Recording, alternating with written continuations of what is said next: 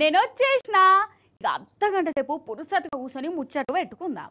Eeshwarappa home clinic సమర్పించే ధూమ్ధామ్ ముచ్చట powered by doctor Agarwal's eye hospital. ఇంకెందుకు ఆశం ముచ్చట్లు చెప్తున్నాం పారి. చెయ్యిపాటి ప్రభుత్వం వచ్చి దగ్గర 2 ఏళ్ళు అవుతుంది కదా. అయితే అప్పుడు ఓట్లకు ముందు రేవంత్ సార్ ఏం చెప్పే, ఇందిరమ్మ పాలన తెత్తా, అందరి బతులను మారుతా, ఆడపడుచులను కరోడ్పతులను చేస్తా అనుకుంటా ఓగా చెప్పిందా. కానీ ఇప్పుడేమాయే, ఇందిరమ్మ పాలన అంటే రైతుల భూములను గుంజుకునుడు, ఖాళీ జాగా కనబడితే పోతాం పెట్టుడు, కంపెనీల పేరు చెప్పి అడ్డికి పావుషర్ లెక్కన అమ్ముడు. ఇగో ఇదే కథ నడుస్తుంది ఇప్పుడు మన కాడ. భూములను దోసుక తింటారు, ఎట్లా చెప్తా పారి. అంతే కదా. ఒకసారి మీరే యాద్ చేసుకోరు నిదానంగా. రేవంత్ సార్ ముఖ్యమంత్రి అయినాక గరీబోలకు పై సంబంధం ఫాయిదా అయిందా మీరే చెప్పాలి. కానీ భూములు జాగలను మాత్రం మింగే కార్యం పెట్టుకున్నది ఈ సర్కారు.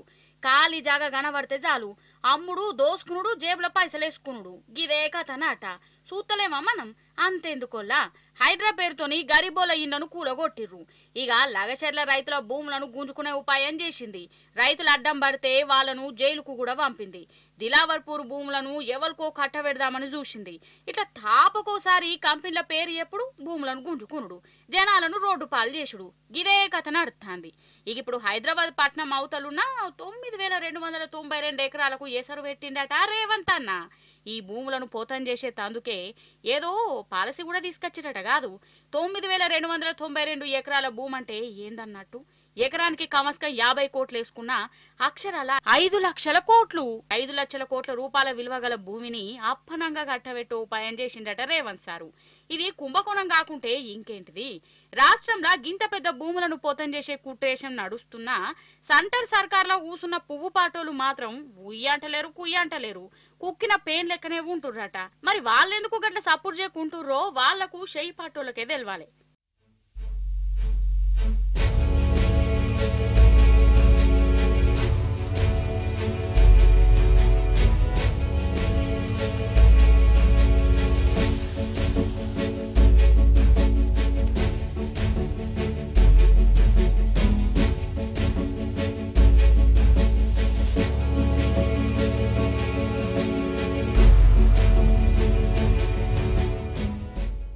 ప్రభుత్వ భూముల్ని అడ్డగోలుగా అపనంగా తనకి ఇష్టమైన వాళ్ళకి కట్టబెడుతూ ఒక పెద్ద భూ కుంభకోణానికి పాల్పడుతున్నాడు.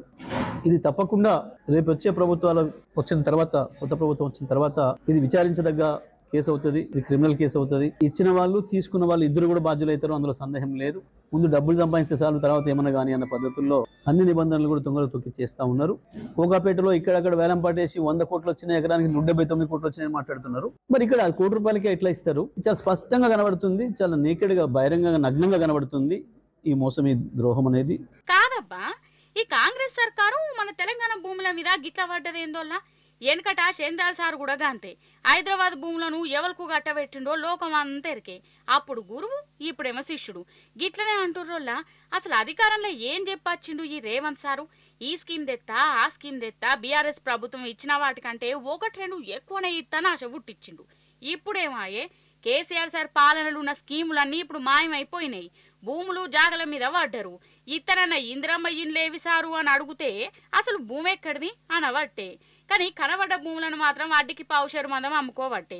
ఇది దోపిడి కాకుంటే ఇంకేంటిది? రేవంత్ సారు జరా ఈ భూముల మీద ఎందుకు సారు మీ గంతగనం ఆపచ్చనా? 6 గ్యారంటీలు అమలు చేస్తా అన్నారు. ముందుగా గవ్విడి సంగతి చూడరాదురి సారు.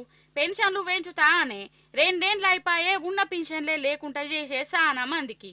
కేసీఆర్ కిట్టు బంధు పెడితివి, రైతు బంధు అందరికి ఇవ్వకపోతివి, రైతు రుణాలు చక్కగా మాఫీ చేయకపోతివి, ఒక్క బ్రిడ్జ్ కట్టకపోతివి, ఒక్క కాల్వ తవ్వకపోతివి.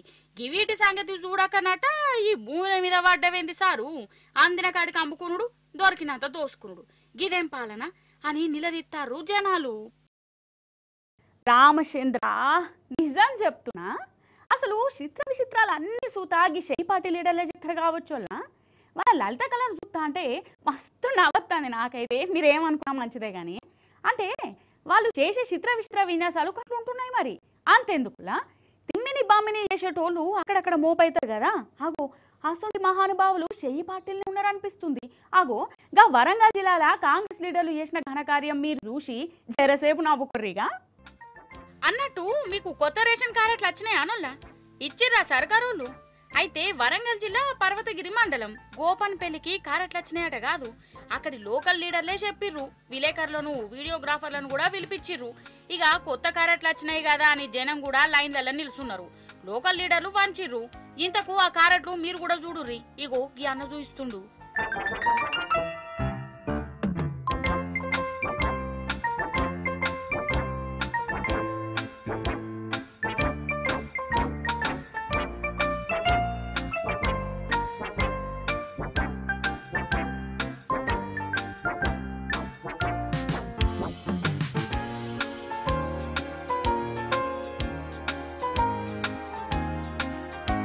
చూసిండ్రా, ఇవ్వట ration కార్డులట.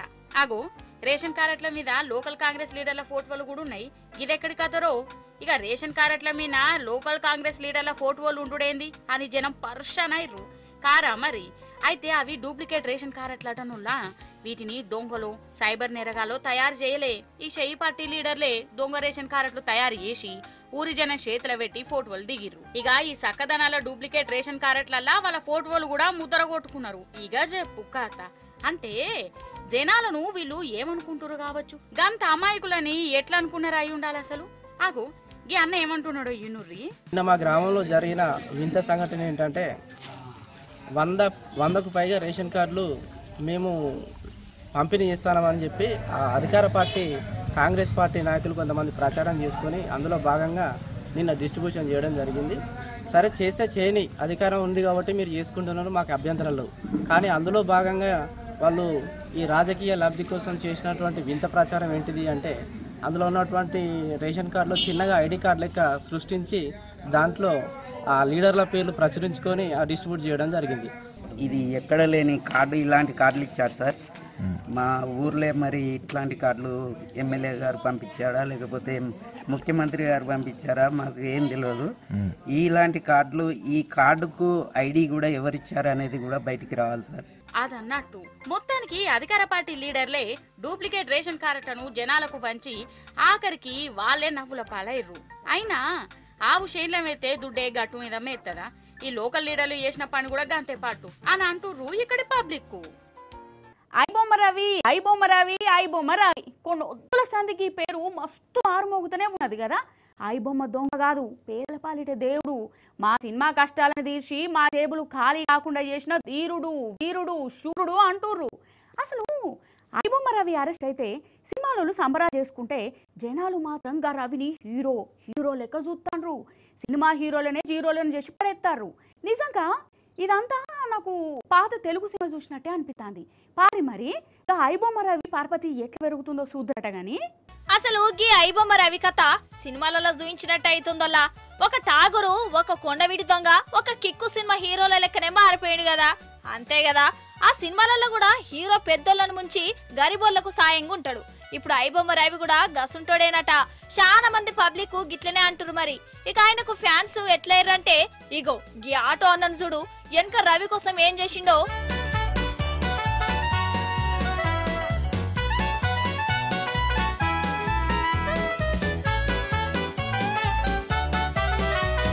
Telangana state real hero iBomma Ravi అని రాసుకొని మరి తిరుగుతుండు.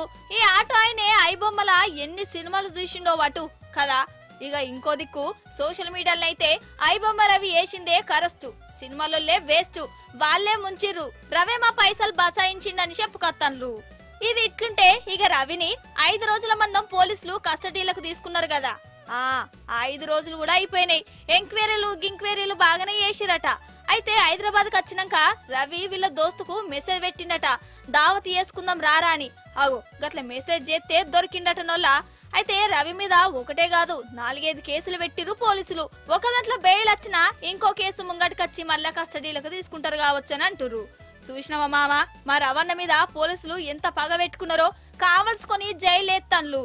అసలు ఎక్కువ పైసలు తీసుకుని టికెట్ కొనిపించిన సినిమాల మీదనే కేసు పెట్టాలని రవి అభిమానులు డిమాండ్ చేత్తన్లు.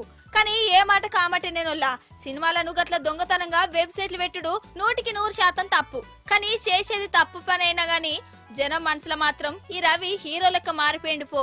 మరి ఎందుకు గిట్లా హీరో లెక్క మారిండో ఇసొంటి రాబిన్ హుడ్ అసొంటి సినిమాలు తీసిన సినిమాలకు మనం కొత్తగా చెప్పవలసిన పని కూడా లేదు కదా. అవుగా కానీ చలి పెరిగింది కదా, మన హైదరాబాద్లో ఎక్కువ చలి లేదు కానీ ఊర్లలోనైతే ఉన్నదో అన్నట్టు ఇప్పుడు నేను ఏం ముచ్చట చెప్తున్నాను ఎరికేనా? చలి ముచ్చట అనుకునేరు, కాదు కాదు పులి ముచ్చట. ఆ యావంటే నిజంగా పులి ముచ్చటనేనోళ్ళ. ఈ నడుమ పులులు కూడా పిల్లులు కుక్కలు ఉడతలు తిరిగినట్టు ఊర్ల పుట్టి రోడ్ల పుట్ట తిరుగుతున్నాయట కదా. గట్లనే ఒక ఊరికి వచ్చింది ఒక పులి. దాన్ని దూరం నుంచి చూసి ఏం మావులకు వచ్చిందో అరుచుకుందాం. కామారెడ్డి జిల్లా నిజాం సాగర్ జనాలకు తెలియజేయనదేమనగా, మీ మండలంలో పులి తిరుగుతున్నదా హో, చీకటైతే చాలు రోడ్ల మీద చక్కర్లు కొడుతుందా హో, అగజూడుర్రి పులి కనబడ్డదా, చీకట్లా ఎట్లా నడుస్తాందో అన్నట్లు నేను ఇట్లా సాటింపు ఎత్తున్నా అని మీరు భయపడేరు. భయపడకుర్రి, ఏం కాదు. కాకపోతే జర తుషారుగా ఉండాలి, ఉపాయంతో ఉండాలి.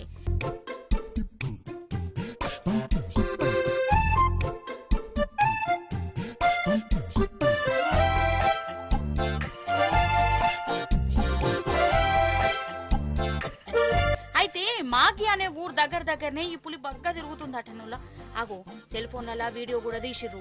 ఇంకా నయ్యం ఇన్స్టాగ్రామ్ లా రీల్ చెయ్యలే. అసలు నన్ను అడిగితే పులి ముంగటికెళ్ళి పోతుంటే కూడా వీడియో తీసిన వాళ్ళ గుండె గట్టిదోళ్ళ. అంతేనా కాదా? ఇక రాత్రిపూట పిల్లి మ్యామంటేనే చల్లటి చెమటలు వస్తాయి. అసొంటిది పులిని దగ్గరికెళ్ళి వీడియో తీసుడంటే చిన్న ముచ్చట్నా? సరే, ఆ ధైర్యవంతుల సంగతి అటెన్గా చెప్పుకున్నాం గాని ఈ పులి చేయబట్టి ఇప్పుడు ఈ మండలములకు నిద్ర లేకుండా అవుతున్నది. అడవి ఆఫీసర్లు ఈ పులి కోసం దేవులాడినట్టు చేస్తానట గాని దొరుకుతలేదట. మరి అది దొరికేదాకా ఇక జాగరమే కావచ్చు ఈ ఊరి జనాలకు. ఏందో ఏమోపో, ఈ నడుమ పులులు బగ్గా తిరుగుతున్నాయోలా. అటు ఆసిఫాబాద్ జిల్లాలనైతే కొన్ని వద్దుల సంధి జలాలకు ఈ పులి భయం పట్టుకున్నది. అటు మహబూబ్ నగర్ జిల్లా ఊర్లలో కూడా 2-3 పులులు తిరుగుతున్నాయా అంటుర్రేంది. కొందరికి కనబడ్డాయి కూడా. మరి ఇవి జంగల నిడిచిపెట్టి జనాల కాడికి ఎందుకు వస్తాయి? జనాల మీద కోపంతోనో పాయడంతోనో కాదు, వాటికి ఉండేందుకు జాగలేక ఊర్ల పొంట పడుతున్నాయట. మరి ఈడ తప్పేవాళ్ళదో మీరే చెప్పాలి. మరి ఇవే యాల్టీ దుమ్దం ముచ్చట్లు. మళ్ళీ ఎపిసోడ్ ఇంకెన్ని ముచ్చట్లు పట్టుకున్నా అప్పటిదాకా చూస్తూనే ఉండు టీ న్యూస్.